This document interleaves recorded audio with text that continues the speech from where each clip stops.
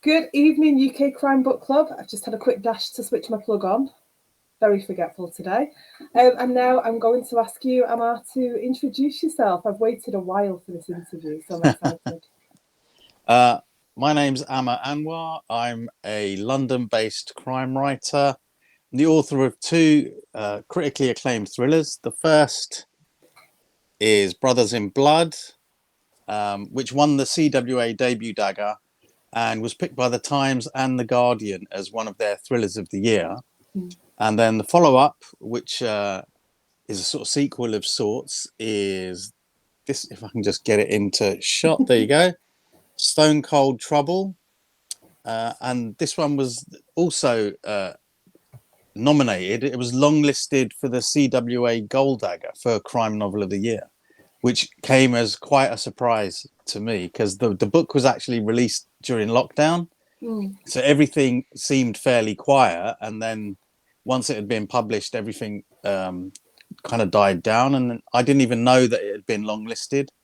I sort of woke up on the day of when the long list was announced, and I had a message on Twitter congratulating me, and I was like, well, what? Why are they congratulating me? I haven't done anything. So nobody would let you know? No, I had no idea. And then I saw, I think there was a hashtag CWA daggers, and I sort of thought, oh, it can't be anything to do with that. But I just sort of looked, and there was the announcement, and I sort of read down, and my name was on it and the book, and I was like really shocked. I mean, it was such a wonderful surprise to Yeah, of have. course. So yeah, that was really good. Those are my two novels. I'm currently working on the third book in the series, which doesn't have a title yet. And I also have just this year had a short story published in the anthology The Perfect Crime, which was published by HarperCollins. So that's me up until now. So you've been keeping pretty busy so far. Well, I try to. It is difficult with a full-time job. I mean, the full-time job keeps me busy, and having Yeah. a young daughter as well. So, yeah, I seem to like just keep myself very busy, and then trying to squeeze the writing in as well as and when I can.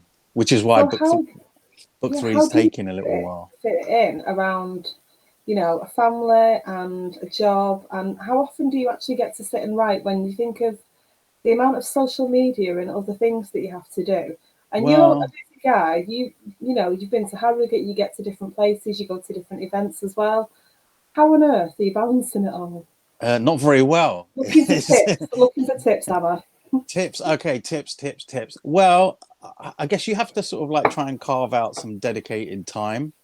If writing is something that you really want to do, if it's important to you, you have to sort of really devote some time to it. I mean, it's good if you can. Some people can snatch time here and there, 20 minutes here and half an hour there. I think that you can do that if your head's in the right space and if you're used to doing it. But I think that comes with having done it for quite a while.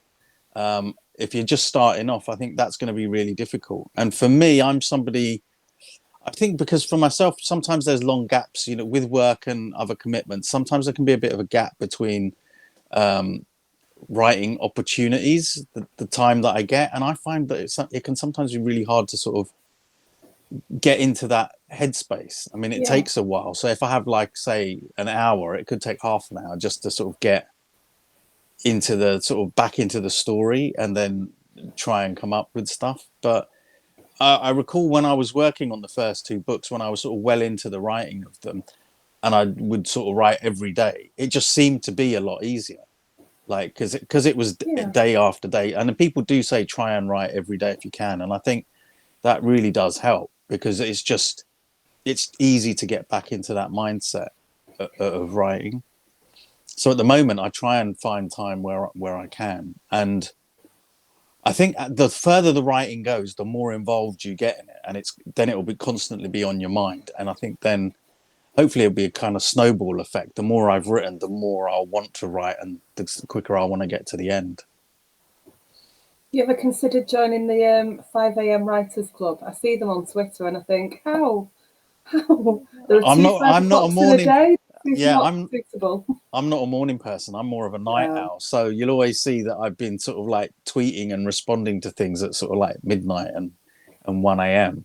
Um, I think I tend to find, I guess afternoons and evenings are the best time for me to write. It was funny at Harrogate. I think I think it might have been Mick Heron because the people were asking about sort of writing routines and stuff, and he says he needs 8 hours a day, 8 hours in a day to do about 90 minutes of actual writing.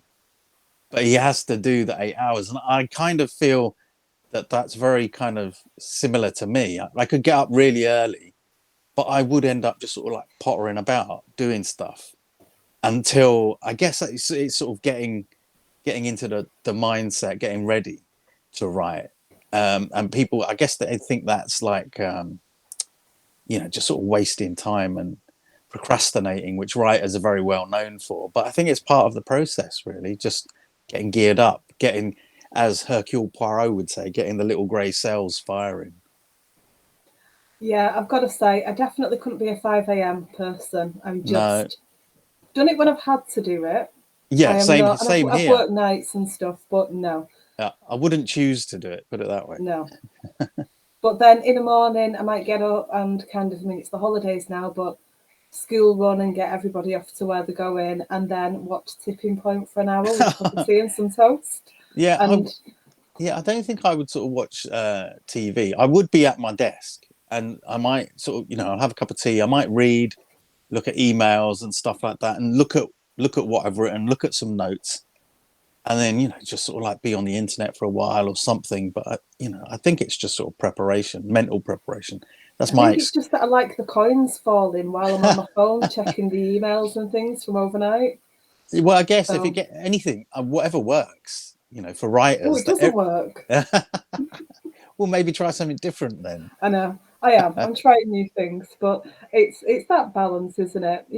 Lots of kids in the house, and they all come for a chat at different times. So trying to get into something when they're all home, Yeah. Oh, yeah. I can not going to happen, imagine. is it? Yeah, I Plus, you tend don't to. want to miss the time with them. But you have got lots of hellos. So I was trying to look on my phone because I've got a lot of group member and can't actually see who everybody is. Well, hello everybody, everyone who's joined. Very nice of you to join us.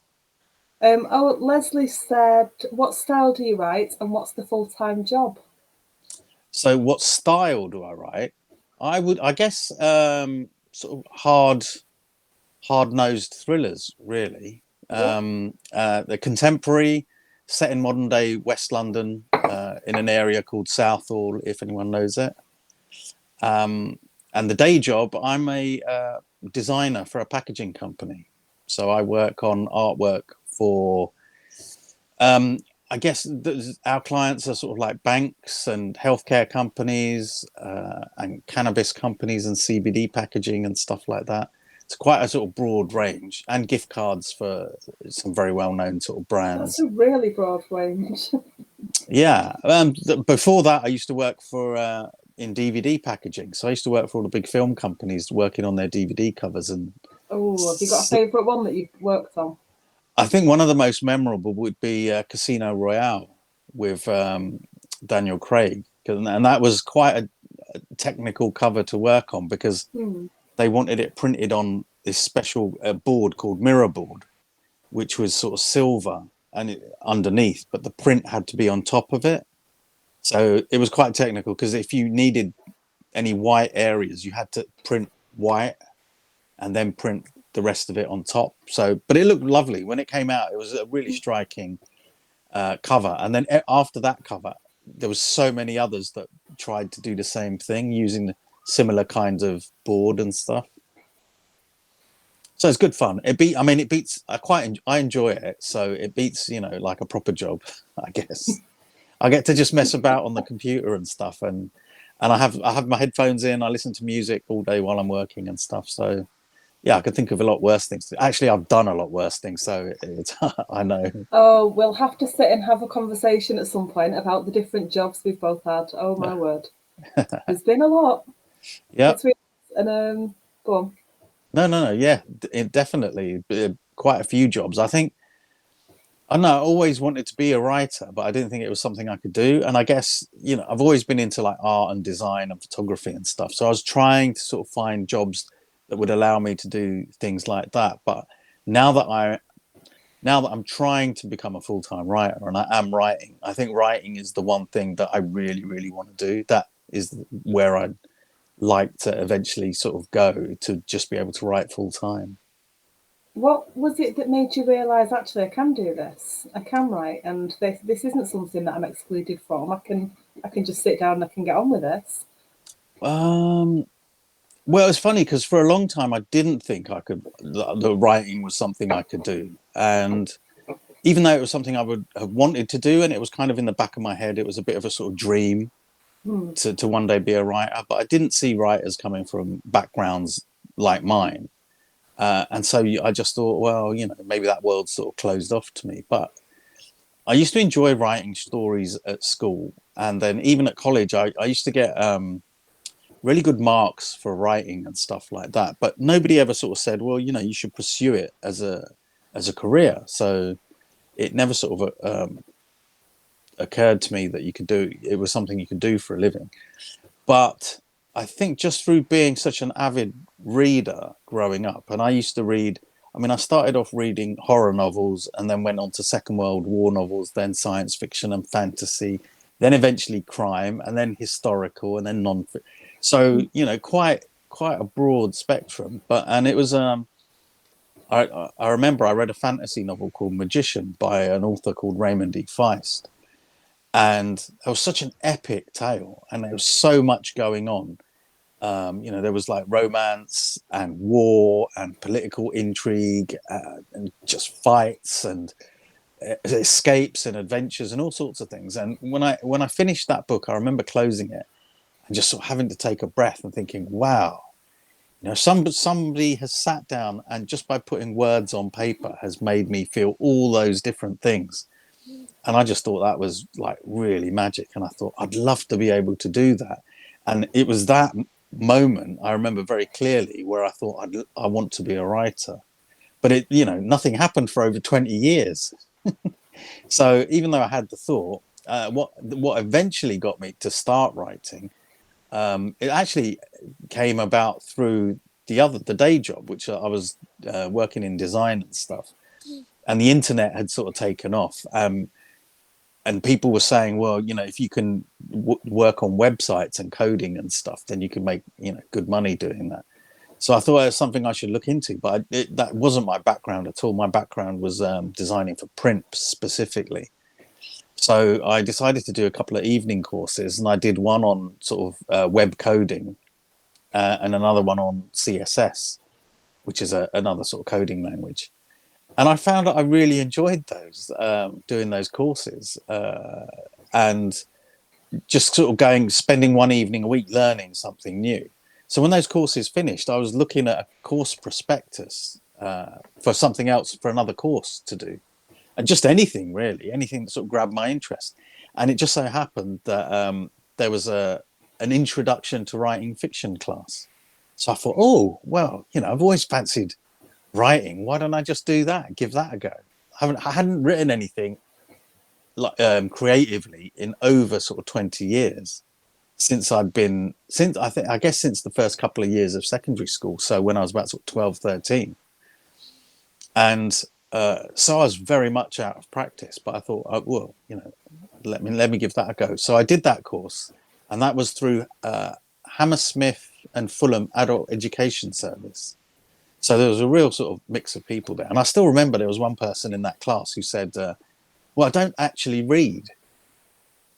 I was like, well, what are you going to write then? Your shopping list? Because you really need to, if you want to write, I mean, most writers tend to be big readers. So yeah, I don't think that person sort of stayed with it very long, or that their writing was particularly brilliant. So I did that course, and then when that finished, I thought, because by that point I had an idea for a novel, what would actually turn out to be Brothers in Blood, and I thought, okay, well, I've done this course, I've got some good feedback, I think I'm ready to write a novel. So I gave it a crack, and it was really rubbish. So I obviously wasn't ready, And the tutor on that course had said, well, you know, if you want to continue with this, carry on sort of writing and learning and stuff, he recommended another course which was run by a university. And I had a couple, one or two stabs at trying to write this book, and it was really bad, and I realised that I had a lot more to learn. So I enrolled on the course it was at Birkbeck, so it was in the again, it was sort of in the evenings, but this was a graduate level course, and it was much more structured, and it was 2 years. And so the first year I did drama module, fiction, poetry, and critical theory. Didn't understand critical theory. I mean, my critical Not really faculties. sure what critical theory is No, I'm still in this not. context. I'm still not. And I did sort of, a module on it. It was a short module, thankfully. It was very kind of like technical, and I just thought, well, I don't read a book to really analyze it in that depth. Like, if I like it, I like it. If I don't, I don't. So that, yeah, poetry I didn't think I'd enjoy, but I actually really did. And the tutor for the poetry module, he actually said afterwards that I should carry on with it, and I could send him my work, and he'd help me, which I found really sort of flattering. But and the drama I really enjoyed as well.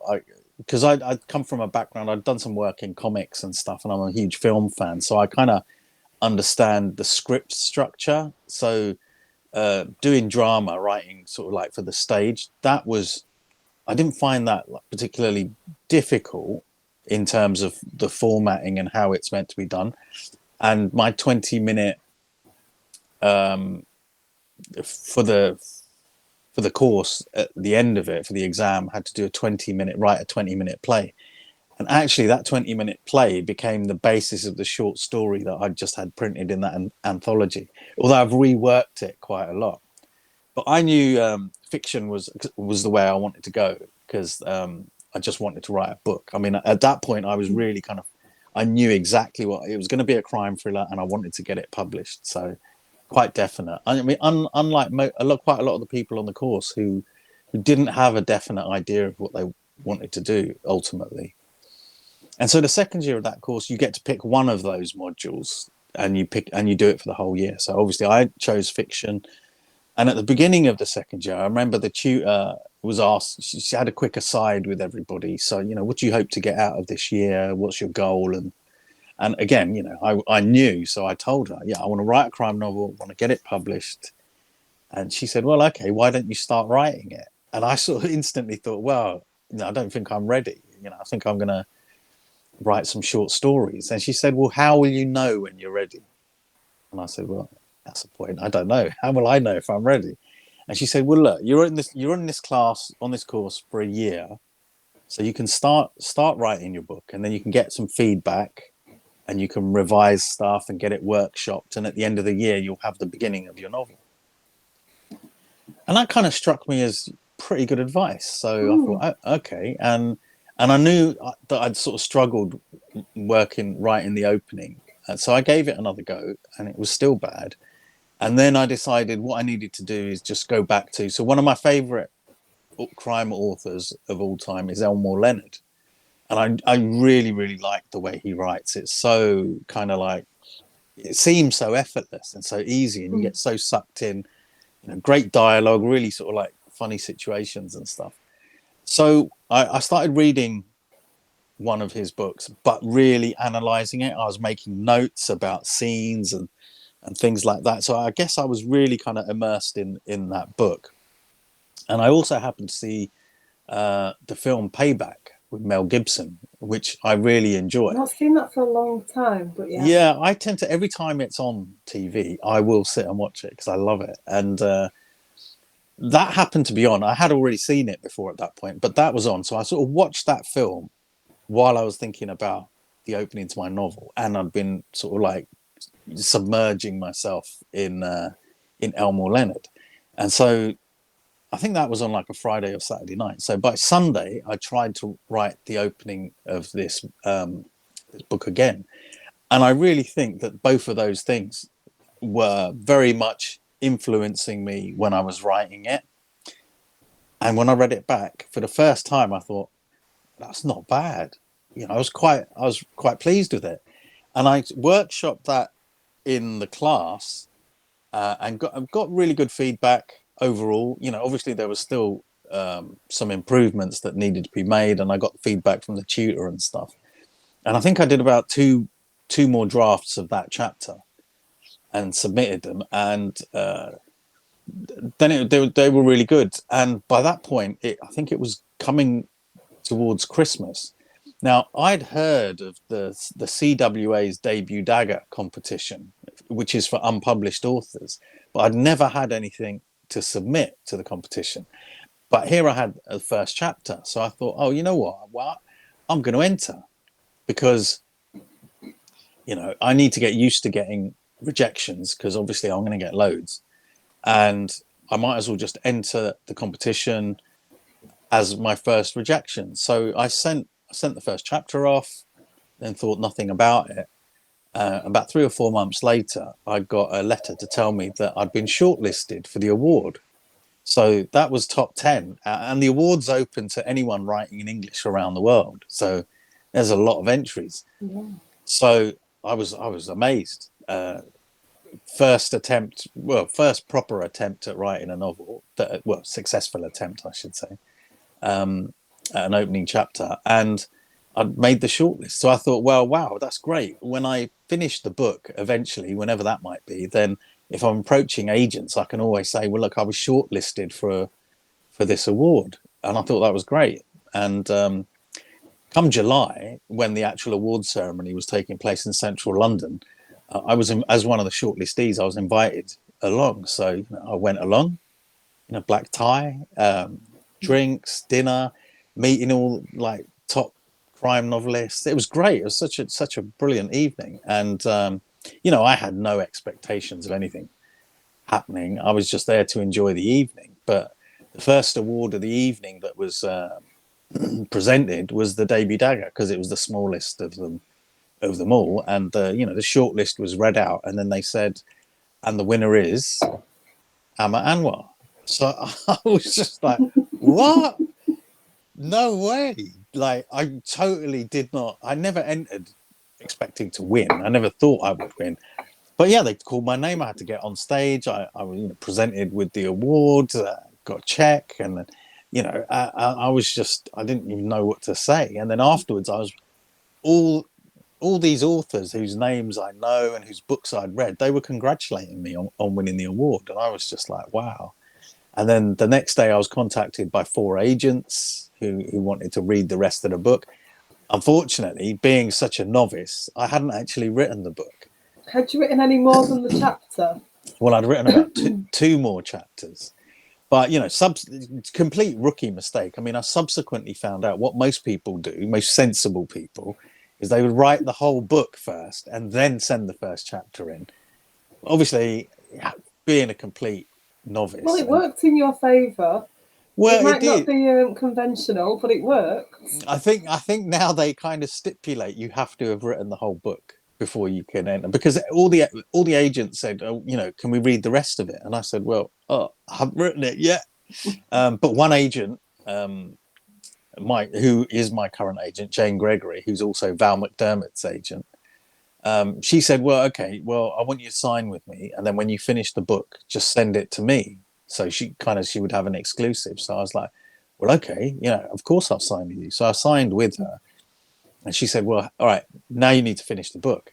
How long do you think it will take you? Well, I mean, I'd only ever written sort of for 3,000 words in a weekend to submit to the class, and I had no idea how long it might take to write a book. And so I just thought, what's a suitably long amount of time, that I think it would take somebody to write a book. So I said 6 months. And did you manage it in 6 months? Well, I mean, to be fair, Jane didn't bat an eyelid. Because she must have thought, well, if he can write a book in 6 months, that's 2 books a year. That's really good going. So 5 years later, I sent her a draft that I was happy with.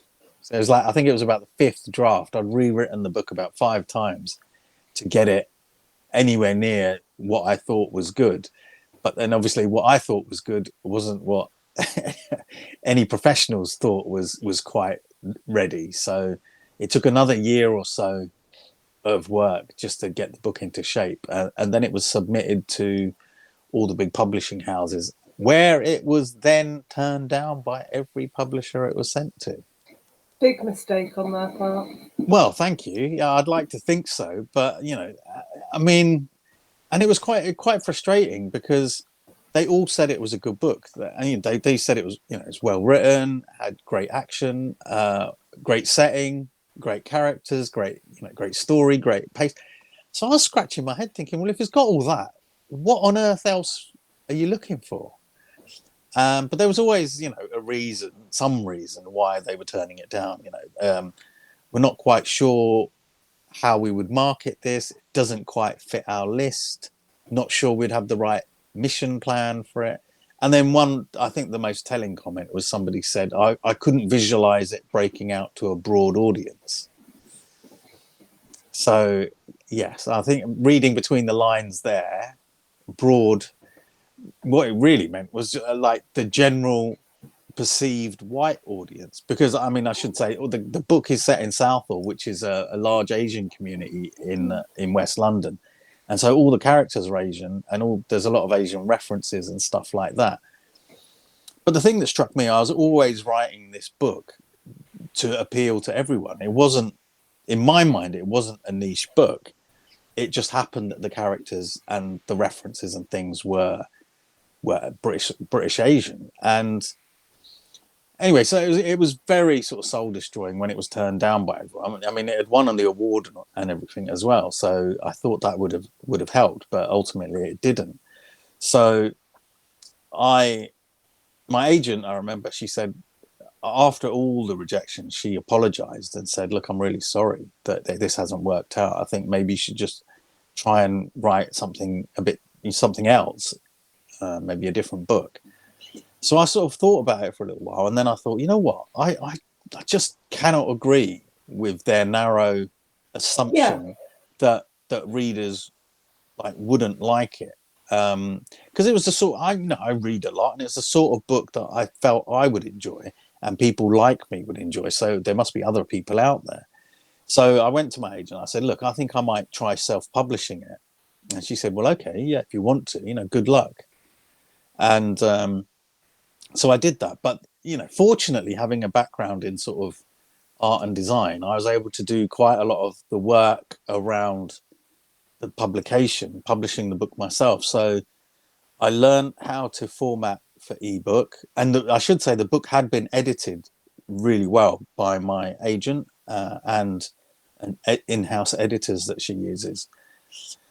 And so I had the manuscript, and I learned to format for ebook, and I released it on Kindle, Kobo, and Apple iBooks. And then, rather than do print on demand through Amazon, which quite a lot of people do, because it is a lot easier to do it that way, I really wanted to have a paperback that looked and felt like a paperback I would pick up in a shop. Yeah. And I'd been to a self-publishing event in London, and Clays, who are the big book printers who print books for all of the big publishing houses, they were sponsoring the event, and they were quite happy. They said, if you want to self-publish, if you're self-publishing and you want to print your book, we can help you. So I got in touch with them, and they were really helpful and answered all my questions, and I was able to then learn how to professionally typeset a book, which is quite a skill. And so I typeset the book, I designed my cover, I set up a fake publisher, designed a logo for the spine, got my ISBN number, took the copyright page from a Lee Child novel, and then just adapted it for myself. Got a virtual office address in East London so that it looked like I had a central London address for it and everything. Had the books printed, and then got an account with Gardeners, who are the big book wholesalers and who supply people like Waterstones. And then I sent a copy to Waterstones and Foyles and places like that with a press release from this publishing company that I'd set up. I hasten to add, not from me. And so obviously, they hadn't heard of me, they haven't heard of the book, they hadn't heard of the publisher, so they didn't like take the book as course stock, and course stock is when they'll buy thousands of copies and send it to every bookshop in the country. So, but they did say, well, look, your book's on Gardner's system, so if anyone wants to order it, they can. So I went to every bookshop I could reach in London with a copy of a proof copy and a press release, and I sort of went in and said, "Oh, could I talk to the manager?" And I would just explain, look, this book won this award. It's a London set thriller. Would you be interested? And nearly every shop, every branch I went into, they looked it up and said, well, it's on the system. Okay, we'll order 10 copies. We'll order 15 copies. See how we go. So I did that in the shops that I could reach. And then the email address of every branch in the country is on their website. So then I had the email address from this publishing company. And so I emailed out from there the press release and a bit about the book and everything. And then pretty soon the book was being sold in Glasgow and Edinburgh, Birmingham, all over the country. And I remember I sent proof copies out to book bloggers as well, because I saw that that's what the big publishers did. They would send proof copies out. So I did exactly the same thing. I got a list of crime bloggers and, very politely would email them and just say, look, I've got this book. Is it something you'd be interested in? And a lot of them said yes. So I sent them proof copies, and then it did exactly what the big publishers do. It started to create a little bit of a buzz. And, more importantly, readers were really responding positively to the book. They were really enjoying it. And one of the first reviews that I got, and it really sort of stuck with me because it was so what I had hoped for. A woman had written, she said, I'm not sure if I'm the right target audience for this book because I'm over 40, I'm white, I'm Scottish, and I'm female, but I absolutely loved it. And then she just, went on to say why she loved it. And for me, I was like, yes, that's exactly the sort of person who I wanted to like this book. Well, I wanted everyone to like it, because at the end of the day, what the story is, it should be sort of universal. A character is just trying to get on with his life, and obstacles are put in his way, and he has to sort of overcome them. Now, what's more universal than that?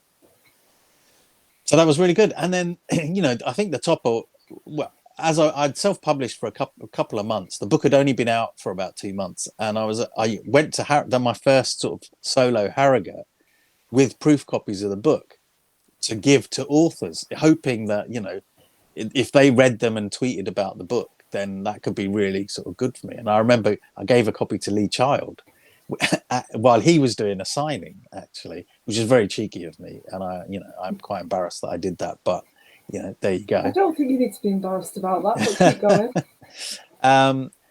And I gave out copies of the book, and I was at an event, a literary event in Waterstones, Piccadilly, and I met Charmaine Lovegrove, who's a publisher, and she had just set up a new imprint at Little Brown and was looking to acquire books. And so I told her my story about how my book had been rejected, and and why, and what the book was about. And she was really interested, and she said, can you send me a copy? So I said, yeah, sure. So I sent her a copy of the book. And then a few days later, she sort of emailed me and said, look, could you come in for a meeting? We really like your book and we'd like to talk to you. So I was like, okay. So I went and had the meeting, and she said, look, we think your book would be perfect for our list, but, what's the issue with your publisher? Are there going to be any sort of like legal issues, copyright issues? And I said, you're looking at the publisher. It's me. And they were like, what? And they're sort of looking at the book, because it did look like very professional, I guess. And they were like, really? And I said, yeah, it's me. I've done it all. I said, I published it from my bedroom, basically. And they said, okay, fine. And they asked if I had an agent. I said, yes. And I said, I'd better let my agent know that I'm having this meeting, and then you can contact her. So I told my agent, I said, look, I've had a meeting at Little Brown. I think they might be interested in the book. And she was quite surprised, because we thought nobody was going to, that we wouldn't find a publisher for it at that point. And then I think about 3 or 4 days later, I'd signed a 2-book deal with Dialogue Books, who are part of Little Brown. And I think the most I think the most rewarding part of that publishing process was the book came out in September, but at the end of that year, 2018, Brothers in Blood, that's when it was picked by the Times and the Guardian as one of the thrillers of the year. So I mean, talk about vindication and feeling that I'd done the right thing, putting in all that work, self-publishing and believing in the book. I mean, yeah, it all sort of came good at the end there. I love that. That was like an absolute. I've just sat here like in awe of what a masterclass that is for anyone who's watching, who is wondering what to do. You could literally just rewind that bit. Do we still rewind? Is that a thing? Showing my age. Scroll back now. I think Scroll these days. back and just start that whole section again, and they could literally make themselves a step-by-step plan from what you did. Well, yeah, mine was sort of step by step, although the steps, they took quite a long time between each one because I was just trying to figure out, what should I do? What can I do? Yeah, and I just sort of like plugged away. But if somebody had told me at the beginning that that's what I would do, I wouldn't have believed it, and I wouldn't have thought it was something that I would do. But I just sort of, I was in that situation. I mean, my best friend used to work in Dubai, and he'd come back every few months, and so it was funny. He would just sort of see snapshots of what I was up to. It'd be like, yeah, I'm working on the book. Yeah, it's gone to my agent. Yeah, it's out on submission. Oh my gosh, it's been rejected by every publisher. Oh, I'm going to self-publish. Oh, I've done this, all that. So, and he was just like amazed just by that, and yeah, I think when the book did sort of achieve, get a bit of recognition and stuff, and start sort of achieving things like getting reviews in the press and stuff like that, it just made it all that hard work worthwhile. I'm not known for being a hard worker particularly. Like, well, I am, but I mean, I'm going to say it doesn't sound like that. I know. All. Well, this was the thing. When I had my book launch, all my friends were there, and my publisher said that she called me one of the hardest working authors she knew, and all my friends were laughing. Maybe it's just this impression. I guess they think, if you're just sort of sitting at home in front of a computer trying to write a book, that doesn't count as work. They just think you're sort of lolling about. More fool them. But yeah, obviously more fool them. It's just insane how your story starts and then where it progresses to. That is madness. Yeah, I guess a kind of madness. But I was just so determined. I guess if I'd put the book out there and all the readers had said, "Oh, it's not, it's not that good," then I would have thought, "Okay, fair enough. It's not." But I think because I had a really sort of well-known agent who really believed in the book, and she couldn't believe no one was taking it on. And then, funnily enough, when some of the authors who I had given copies of the book to when it was self-published, they then went on to quote for the book. And one was Anne Cleves, and I gave her a copy of the book, and she was actually on a book tour in Canada, and she emailed me. She just finished reading it, and she said, "I can't believe no one would publish it." And she quoted for the book for me very kindly, and also Mick Herron quoted on the book for me as well. So other authors were really supportive as well, and they couldn't understand why the book wasn't published, and readers couldn't understand why. And then, I think quite a few other people I've talked to in publishing couldn't understand why. So, I mean, it's very much who the gatekeepers to publishing are, and if people always say it's very subjective. People's opinions are very subjective, and so I guess in those instances, it was those people's opinions were what counted, and perhaps they couldn't see that there would be an audience for that. But then, if you look at, there've been more and more sort of crime writers coming from more diverse backgrounds, and I think if anything, that just increases the amount of stories that are out there. It gives readers something different rather than more of the same. Exactly that. It's that learning something. I mean, every single one of us has read a book and learned something new, whether it's about another culture, another area, another planet, some make-believe sci-fi stuff. Everyone takes something that they didn't know before from it. Well, and So that's the whole every point. Book to be set in some, to be set in some kind of little country village all whitewashed. and Yeah. everything's set there. No, there's no growth there. We're not learning anything. I think most people want to read to be taken out of themselves, to be taken somewhere else, somewhere different, somewhere new, somewhere exciting, and to meet characters who aren't like them. I mean, I've read crime fiction that's set in America, set in India. A new one recently that I read set in New Zealand, which I don't know much about. I don't know much about the history of New Zealand and the Mm. Maoris and stuff like that. But this book was fascinating because I learned, so much about the culture and the social aspect of society over there and everything. And it was really, really rewarding to read that. And so I think, yeah, but it's good. I think things are sort of changing now, maybe slowly, but at least they are. It is changing, and readers are being offered a more diverse range of books and stories and things like that. And you going through the process that you did, a part of that, you're part of that path, you're part of carving the way for other people who maybe don't think they can do it Yeah, and I then hope maybe so. have had similar experiences to you and had doors closed on excellent books and wonder what on earth's going on. You're part of the path to publication for people. Well, I hope And what an so. inspirational thing. All of that hard work that you've done Thank paves the you. way for newbies, which, is what we need. Thank you. I mean, it does make me wonder as well that I was quite pig-headed about it and kind of stubborn and didn't give up. But I wonder how many people before had that experience and had perhaps just given up. And then they may be like so many great books that were passed up because of reasons like that, which is a shame. Yeah, it definitely is. And um, just yeah, it's like you were saying, it can't all be the same book. We can't all have the same things. There are different things that come up that become tropes because they are everywhere. Everybody wants something new, and people don't always want to take a risk on something new, which is a shame. So it's good when things work out and we've got a success story where we can go, do you know what? You should have taken the risk. More Yeah, fool you. I've done it all myself, didn't need you, did it all myself. yeah, yeah. Well, and then I did get a publisher. I got a publisher who was, and it was just what they were looking for.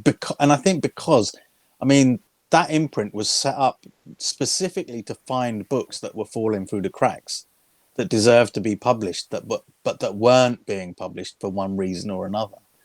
So, as uh, Heather Martin, who's Lee Child's biographer, she wrote an article on me for The Independent, and she said in there, like very accurately, I think she said that I'd written the book before there was somebody to publish it, before the right publisher had even been sort of Created, yeah. created and come along. So I was sort of ahead of the game somewhat.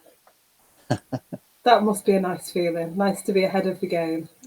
Well, yeah, not if there's nobody to publish it. I mean, it's nice that somebody did come along, but yeah, I just feel, and it's something I've always wanted to do. So I feel really, really kind of lucky to have, ended up being a published author because that sort of had been a dream for a very, very long time. So, You are however, literally the however it's epitome happened. of, just going to say, you are literally the epitome of the harder you work, the luckier you get. Yeah, well, I totally believe that as well because I was out there hustling the book around, and if I hadn't been there, I wouldn't have met the publisher and wouldn't have got the deal, and then it wouldn't have been in the Times and the Guardian and stuff like that. But you need to have put in all that hard work to be in, so that you are in the right place at the right time for when a lucky break may come your way. Because if I'd been sat at home, I would never have met that publisher, would never have got that deal. So You talked a bit about movies, and I know you're a big movie fan. yep. And I won't say what the movie is today in case anybody's not played the game, but there is a game that you play, and I thought I'd written down what it's called. But is it just kind of hashtag movie or something like that? It's Oh, I it's like can't. a Wordle. It's like a Yeah. Wordle. You're guessing the movie from 6 images. Yep. Failed spectacularly today, which I always do because I only watch the same films over and over. I don't seem to add new things to my repertoire at all. Well, I've been a film fan since I was like really, really young, and I loved the old black and white films as well. I used to watch all the sort of RKO horror movies, and then gangster flicks and stuff like that. And yeah, even movies from like 60s and 70s I like. With my reading as well, I think maybe it's just a storytelling thing. I just love stories in Hmm. whatever form they come in. So yeah, I quite enjoy doing that game. Frame, is it Framed? Is that what it's called? It could be, I yeah. think it might be. I haven't done it for a little while because I sort of get. I actually went to your Facebook profile earlier, just when I was waiting for you to come in, and I just thought I'd have a go at today. So I did have to scroll back a little bit. I don't know how it wasn't that many posts, but I don't think you've done it that recently. No, I So don't think I have. because I couldn't think what it was called, but I knew I got it from you in the first place. And sometimes I get them, most of the time. Actually, most of the Sometimes I time, get it in an advert or something that I've seen. I've not actually seen the film. yeah, I've done that a few times, but I think even if I haven't seen the film, I know of it. I always watch sort of trailers and ads and things like that, so I can sometimes get films that I haven't seen, and sometimes get them quite quickly as well. Yeah, I find that I was watching. I never watch it normally. Pointless, and they Oh, had a movie round, and it was 6 images from 5 or 6 images from movies, and the ones that I knew I hadn't actually even seen. So I don't know how that works. It must just be adverts being paused. You've got a lot of questions here from people. oh, great, Um, great, great. will we ever get a spin-off series? I'd like another story about their useless uncle. I'm not sure Well, who's written that because it just says Facebook user, but that's a really good question. well, it's funny because a lot of people tended. So this is from Stone Cold Trouble, the second book, which features. So the two main characters are Zach and Jags, who are best friends, and features Jags's uncle, and that's one of the main sort of theme stories in the book is that their uncle has managed to lose a really valuable family heirloom, and he's kind of wrote the two guys in to try and get it back. And I had a lot of fun writing the uncle. His name's Lucky, but he's not. He's Lucky by in name only. And yeah, he was a character. So I had a lot of fun writing him. But actually, quite a few people have said afterwards they really liked him, and that he should get a spin-off. So I don't know, but he does make an appearance in book 3, which is the one I'm working on, because I think he was too good not to have back in some way. But he's only in it as a bit of a supporting character. But I never say never. I could, if I think of a good enough plot, he may sort of come back in a later book and sort of help drive the story. I love the situations that you put them in. Those poor boys. Well, you got to have something to read about. I mean, they're not just going to be sitting watching Pointless. Duly noted. I shall turn off the telly and get some writing done. Um, oh, TG wants to know: have you created a character that you instantly, intensely disliked but kept them in? What a question that is. Well, I think if I've created any characters I dislike, I have purposely written them to be dislikable and to serve a purpose, and so they are in the stories. And I think that the villainous characters in my books are quite dislikable, and they do stay in. But I know with the first book, I remember there's a particular chapter or scene which tends to sort of stick in people's minds. And my the editor, when the book went to the publisher, the editor said, "Look, this is a bit strong. I think we should cut it out." And I said, "No way, you can't cut this out."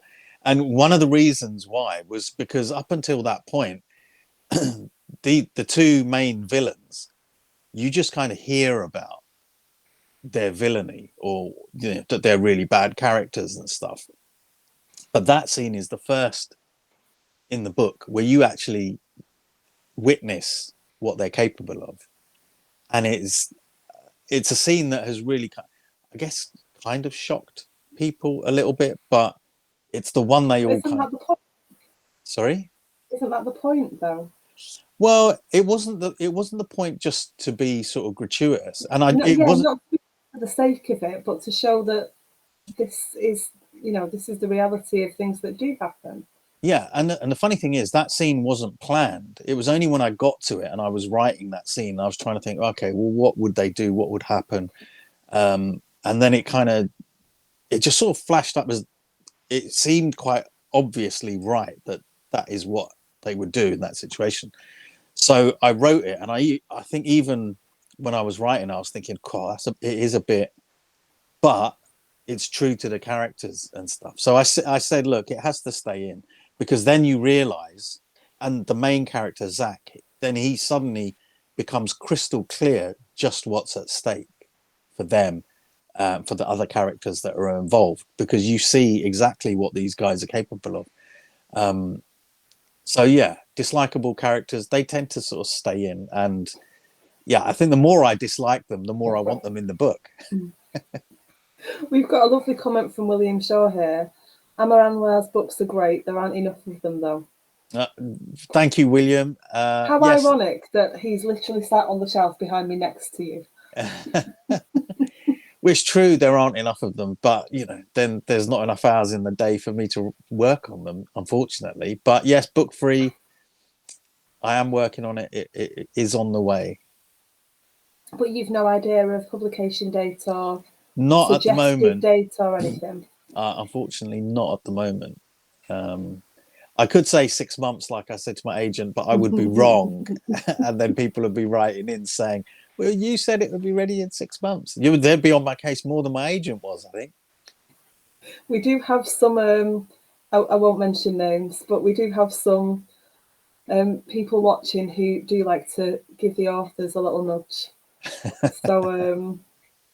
So until my book is actually written, nobody's going to know that I'm working on it when I actually get into the flow of it. Do you have kind of an idea of roughly how long in your head you think the first draft's going to be? And Well, for each of my first two books, they came in at around 120,000 words, which is quite it's top long. end of word Yeah, count for it is. crime. It is. I mean, the very first draft of Brothers in Blood, I wrote longhand. So in a series of Wow. 5 or 6 really thick notebooks.